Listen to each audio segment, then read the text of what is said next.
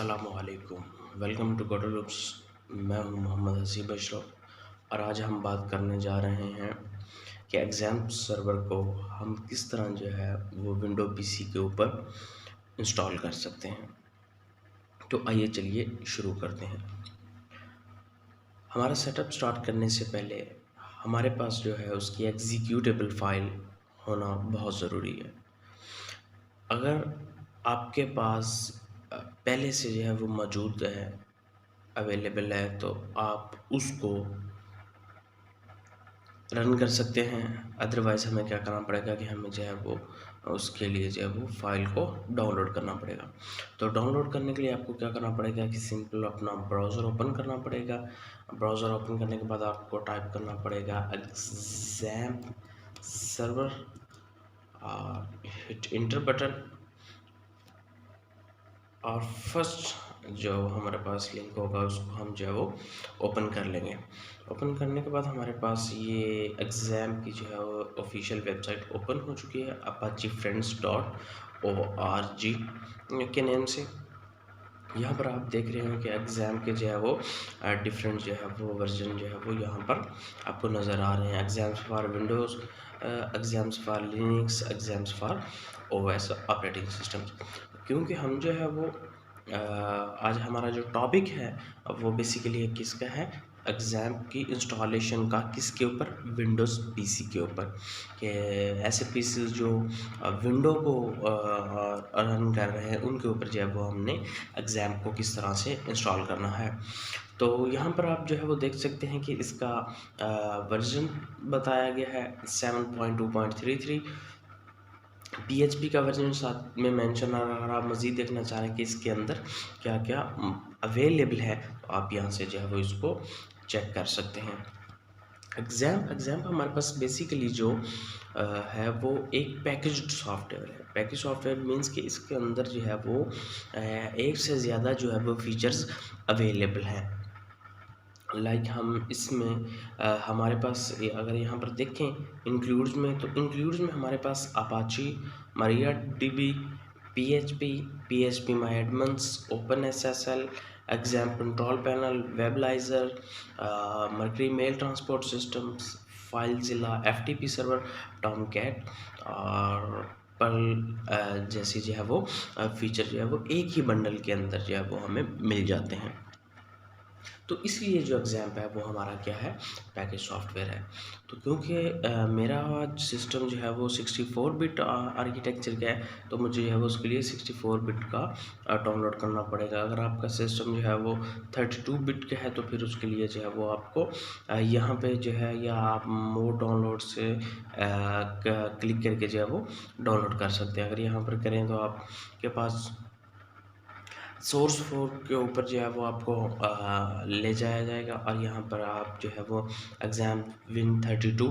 तो अगर आपका ऑपरेटिंग सिस्टम का जो है वो 32 बिट आर्किटेक्चर का है तो आपको फिर 32 बिट का जो है वो वर्जन डाउनलोड करना पड़ेगा।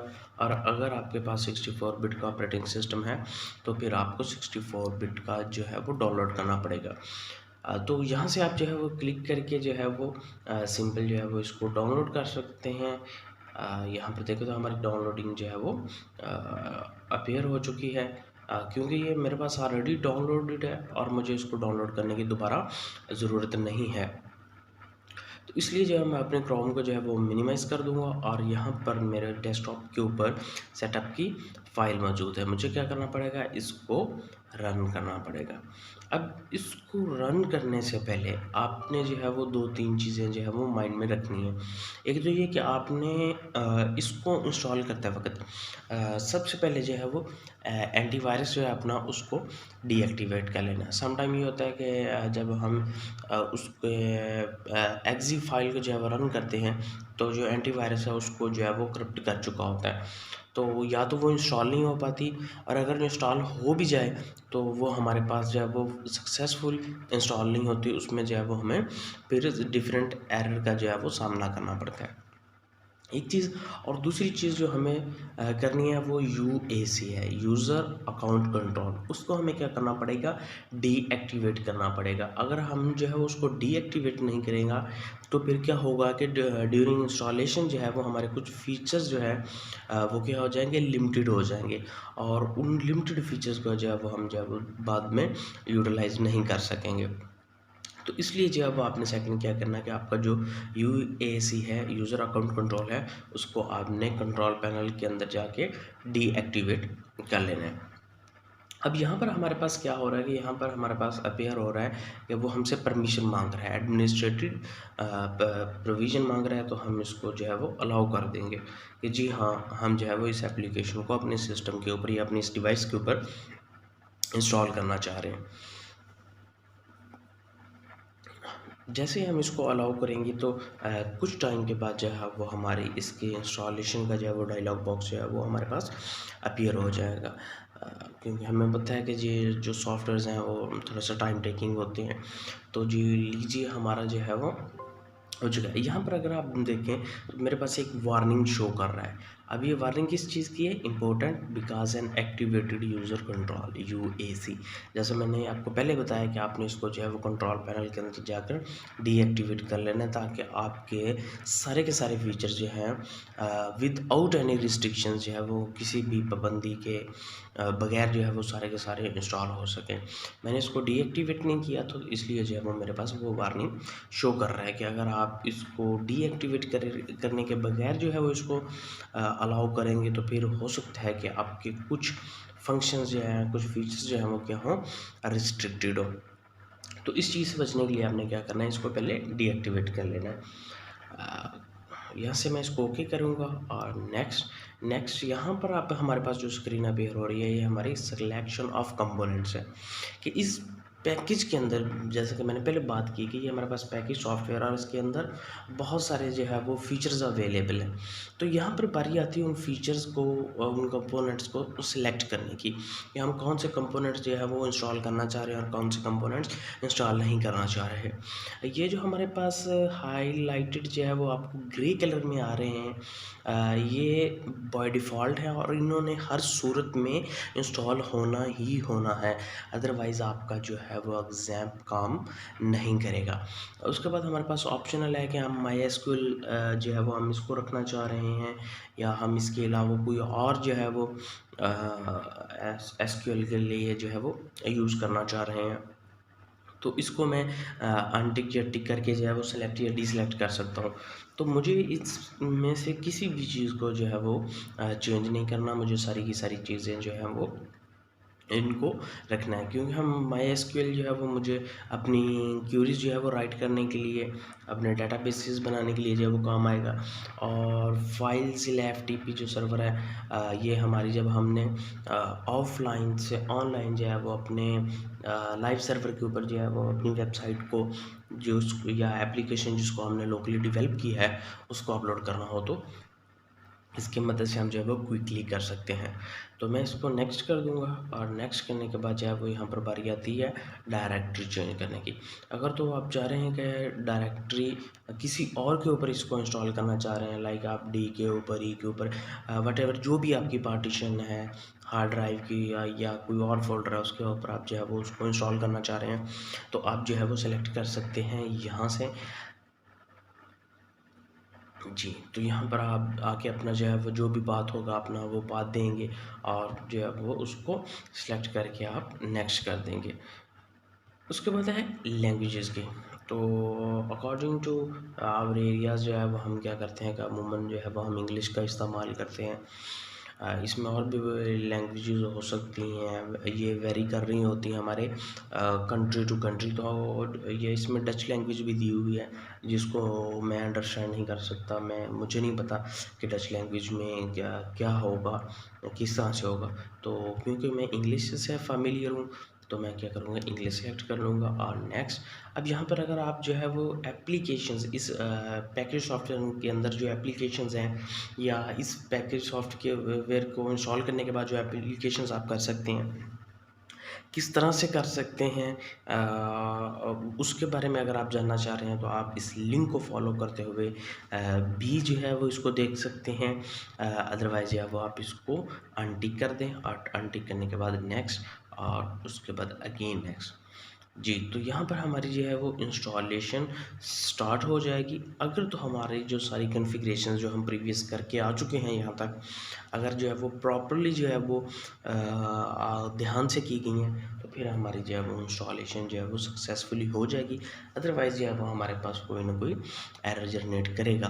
तो ये कुछ टाइम टेकिंग है, तब तक के लिए हम जो है हम वेट करते हैं। जैसे ही इंस्टॉल होगा हम दोबारा इंशाल्लाह जो है वो हाज़िर होते हैं।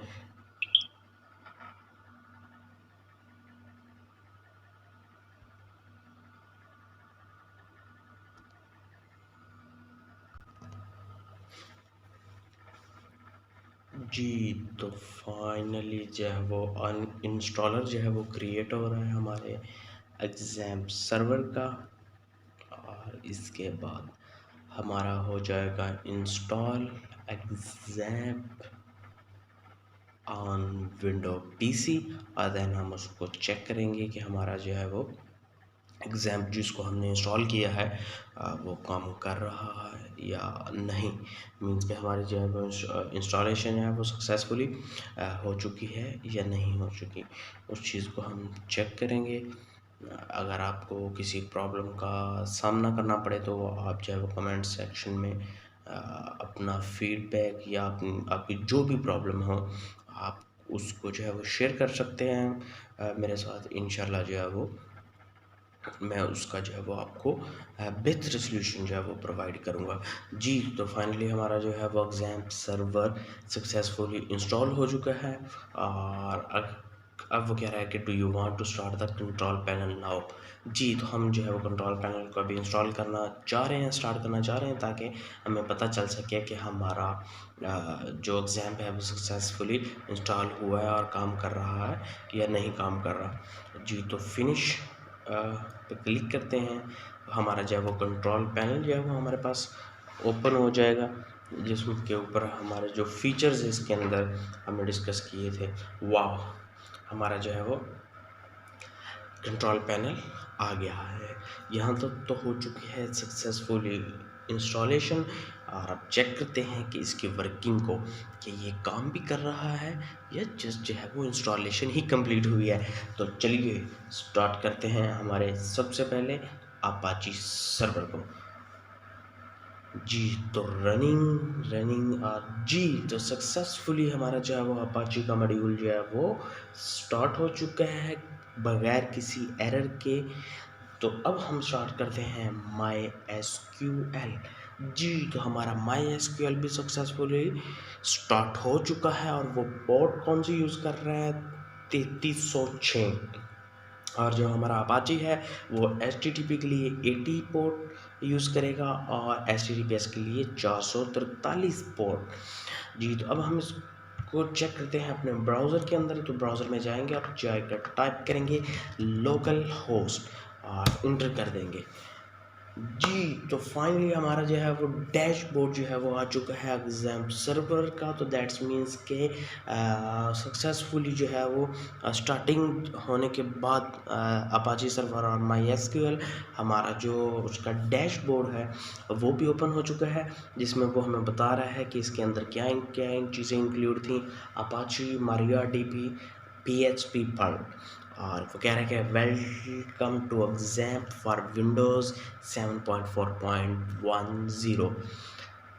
तो हमारा अपाची सर्वर जो है वो काम कर रहा है, और यहाँ पर जो है वो आपको दिए गए हैं, आप एप्लीकेशंस को चेक कर सकते हैं, फ्रीक्वेंटली आंसर क्वेश्चन जो है वो आप पूछ सकते हैं, हाउ टू गाइड्स जो है वो आप ले सकते हैं, गाइडलाइंस, PHP की इंफॉर्मेशन चेक कर सकते हैं, और यहाँ पर हम चेक कर सकते हैं हमारे माई एसक्यूएल सर्वर को, कि हमारा माई एसक्यूएल सर्वर जो स्टार्ट हुआ है वो भी काम कर रहा है या नहीं।